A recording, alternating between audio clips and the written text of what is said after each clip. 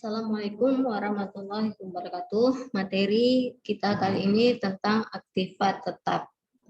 Ya, kita langsung aja ke pengertian aktiva tetap itu apa. Ini pertama pertemuan kita udah ngulas-ngulas ya, pengertian aktiva tetap itu merupakan kekayaan yang dimiliki perusahaan yang sifatnya permanen dan digunakan dalam kegiatan normal perusahaan untuk jangka panjang serta memiliki nilai yang cukup material. Ya, contohnya gedung, tanah, peralatan, dan lain-lain.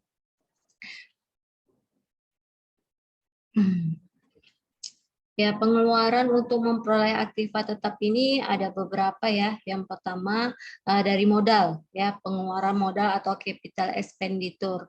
Ini merupakan biaya-biaya yang dikeluarkan dalam rangka memperoleh aktiva tetap untuk meningkatkan efisien operasional dan kapasitas produktif aktiva tetap, serta memperpanjang masa manfaat aktiva tetap. Biaya-biaya ini biasanya dikeluarkan dalam jumlah yang cukup besar namun sering tidak terjadi. Jadi kalau untuk pengeluaran modal, jumlah atau biaya yang dikeluarkan itu cukup besar. Yang kedua yaitu pengeluaran pendapatan atau revenue expenditure, yaitu adalah biaya-biaya yang memberi manfaat atau dalam periode berjalan, sehingga biaya-biaya yang dikeluarkan ini tidak akan dikapitalisasi sebagai aktiva tetap di neraca, melainkan akan langsung dibebankan ya ke laporan laba rugi. Dan jumlahnya tidak begitu besar ya kalau kita langsung membebankannya. Harga perolehan aktiva. Harga perolehan aktiva tetap terdiri atas harga beli suatu aktiva ditambah dengan biaya-biaya yang dikeluarkan untuk memperoleh aktiva tersebut sehingga aktiva yang bersangkutan siap untuk digunakan. Ini misalnya kita beli gedung ya. Beli gedung misalnya 400 juta. Terus tapi biayanya untuk perbaikan banyak ya, mungkin kena 100 jutaan. Itu di-include ya, di-include jadi 500 juta harga perolehan aktiva tetap tersebut. Kedua yaitu harga perolehan aktiva tidak berwujud. Oh, ini tidak berwujud ya. Kita masuk ke pembahasan aktiva. Ini aktiva tetap ya, terdiri atas harga beli, biaya registrasi, biaya pengurusan surat, serta biaya-biaya lain yang dikeluarkan dalam memperoleh hak. Ini aktiva tidak berwujud ya. Kita masuk ke aktiva tetap. Oke, kita masuk ke cara memperoleh aktiva tetap. Ada beberapa ya. Yang pertama itu ada pembelian tunai, gabungan, kredit, aset tetap, sekuritas, konstruksi bangunan sendiri, sewa guna usaha modal, dan donasi. Ya, kita terangkan beberapa dari 8 item ini. Yang pertama ya, untuk kita bahas yaitu pembelian tunai. Ya, ini mungkin kita udah tahu semua ya kalau jurnal pembelian tunai. Kita masuk aja ke contoh soalnya. Dibeli tunai sebuah kendaraan senilai 100 juta dengan biaya-biaya yang dikeluarkan terdiri dari biaya asuransi, biaya balik nama, dan biaya lain-lain senilai 20 juta. Jadi sesuai dengan tadi ya, nilai perolehan, harga beli ditambah dengan biaya-biaya yang dikeluarkan. Jadi dapat kita simpulkan ya, pembelian kendaraan tadi 100 juta, biaya-biaya yang dikeluarkan 20 juta. Jadi kita jurnal kendaraan sebesar 120 juta ya, terus kas sebesar 120 juta. Jadi biaya-biaya itu nggak usah kita rincikan, kita langsung gabungkan aja ke harga perolehan. Yang kedua yaitu pembelian secara gabungan gitu ya. Dibeli secara tunai tanah berikut gedung yang terdiri di atasnya seharga 520 juta. Berarti harga gedung itu 520 juta. Di mana diperkirakan harga tanah 400 juta, sisanya harga gedung. Gedung itu 520 juta, di mana diperkirakan di dalam 520 juta itu 400 itu harga tanah dan selebihnya itu 120 jutaan ya harga gedung. Jika biaya yang dikeluarkan adalah 17.500.000, maka jurnalnya apa kita buat? Kita harus cari dulu ya perolehan tanahnya berapa gitu ya. Jadi harga tanah 400 katanya ya. 400 dibagi ada nilai seluruhnya di atasnya 520 ya. Tanah sama gedung gitu ya. 520 juta dikali 537.500.000-nya harga perolehan semua. 520 juta, 520 juta ditambah biaya 17.500.000. Jadi totalnya 537.500.000. Maka dapatlah harga perolehan tanah itu sebesar 413.461.540 gitu ya. Jadi sisanya itu gedung, ya kan? Sisanya berapa tuh? Kalau dikurangkan 520 dikurang 413 itu sisanya 124.038.420 gitu ya. Total keseluruhan dari 537.500.000 ya. Jadi 537.500 kurang 413 461.50, harga perolehan gedung jadi 124.038.460.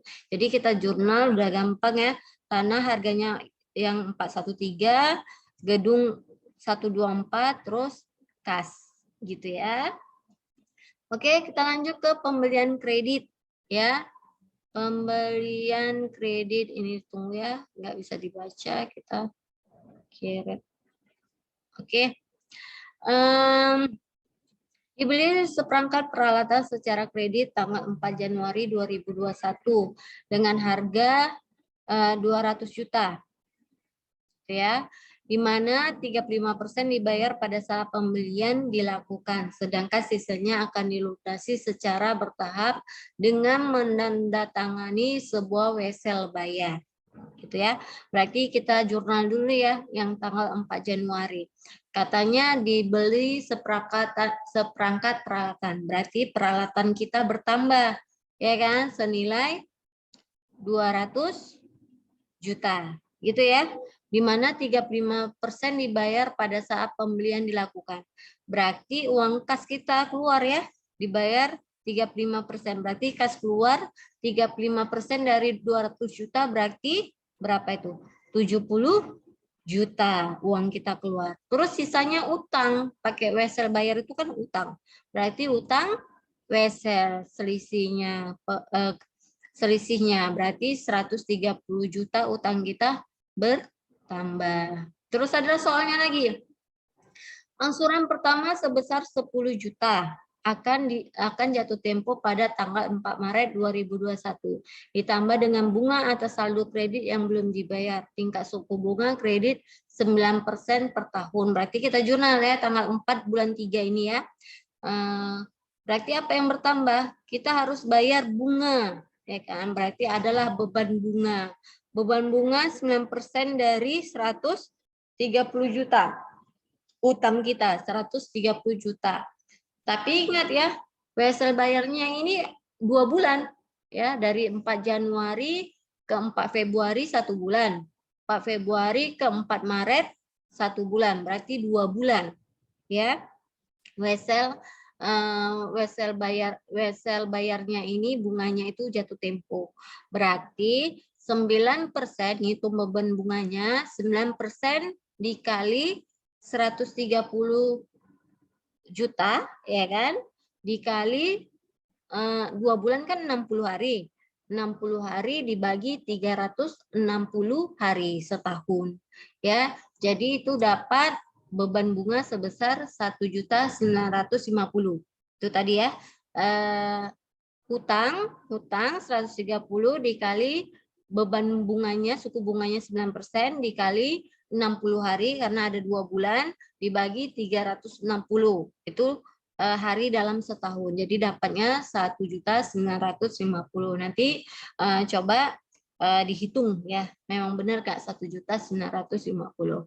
Terus apalagi Berarti hutang wesel kita berkurang ya, karena kita bayar sebesar 10 juta. Ya, terus apa lagi? Kas ya, karena kita membayar, kas kita berkurang sebesar 11.950. Oke. Yang keempat yaitu pertukaran aktiva. PT ABC membeli tanah seharga 300 juta yang ditukarkan dengan mobil seharga 300 juta yang telah disusutkan sebesar 60 juta. PT ABC juga menyerahkan uang tunai sebesar 40 juta. Jadi ada pertukaran barang nih, ya, pertukaran barang atau pertukaran aktiva.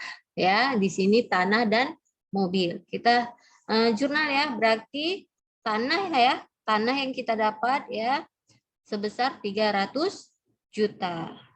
Kita berkurangnya mobil kita ya, karena kita pertukaran. Kita dapat tanah, mobil kita berkurang karena kita kasih ya ke pihak lain yang pihak penukar kita. Mobil itu 300 juta ya, tapi itu nilai yang belum disusutkan ya kan, karena aktiva kan ada penyusutannya.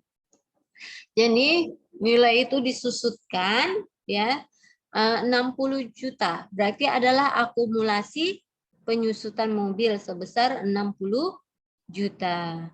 Lalu apa? Lalu apalagi yang bertambah gitu ya atau berkurang? Yang bertambah, yang berkurang tadi mobil ya, mobil seharga 300 juta. Terus sisanya apa? Kas, kan PT ABC yang mengeluarkan kas lagi ya, dia bayar uang tunai sebesar 40 juta. Ya, di sebelah debit masih jumlahnya 360, di jumlah kredit 340 ya. Berarti adalah keuntungan PT ABC ini kan. PT ABC laba pertukaran sebesar 20 juta. Karena mobil tadi nilainya sebenarnya enggak 300 tapi 240 ya, karena mobil itu kalau dijual kembali mungkin harganya 240 karena sudah dipakai dan tersusut ya. Oke, kita lanjut ke bagian 5, penerbitan sekuritas atau saham ya. PT ABC memperoleh seperangkat peralatan yang dimana harga pasar wajarnya sulit ditentukan. Dalam pertukaran ini perusahaan menerbitkan 12.000 lembar saham biasa yang bernilai pari 525 per lembar. Pari itu nilai nominal dari sekuritas dari penerbitnya gitu. Gimana yang menjelaskannya? Harga nominal dari sekuritas oleh perusahaan penerbit saham pada harga nominalnya. Waktu dia menerbitkan saham itulah nilainya 525 per lembar. Saat ini saham tersebut memiliki harga pasar sebesar 634 per lembar. Jadi peralatan itu dihargai nilai saham sekarang sebesar 634. Jadi 12.000 dikali 634. Sedangkan PT ABC awalnya modal dia nilai parinya tadi kan saham biasa 6.300.000. 12.000 dikali 525. Jadi 6.300.000. Maka adalah modal disetor dalam kelebihan di atas nilai pari. Nilai nominal pembukaan sekuritas tadi ya, saham tadi. Selisihnya sebesar 1.308.000. Yang ke-6 yaitu karena perolehan aktiva karena sumbangan ya. PT ABC menerima sumbangan dari pemerintah berupa tanah dan gedung. Harga pasar tanah adalah 400 juta dan harga gedung 200 juta. Untuk memperoleh sumbangan tersebut, PT ABC harus mengeluarkan biaya sebesar 50 juta. Jadi gampang ya, dia memperoleh sumbangan berupa tanah, berarti tanahlah bertambah sebesar 400 juta, ya kan? Terus gedung juga bertambah sebesar 200 juta. Jadi harga peroleh sumbangan itu 550 karena ada apa? Kas yang dikeluarkannya sebesar 50 juta. Harusnya kasnya dulu ya. kas 50 juta, baru modal sumbangan jadi totalnya 550. Jadi nilai sebelah debit dan kredit sama, sebesar 600 juta. Oke, sampai di sini dulu ya. Nanti lihat ada di learning, ada tugas. Terima kasih semua pada kesempatan kali ini. Assalamualaikum warahmatullahi wabarakatuh.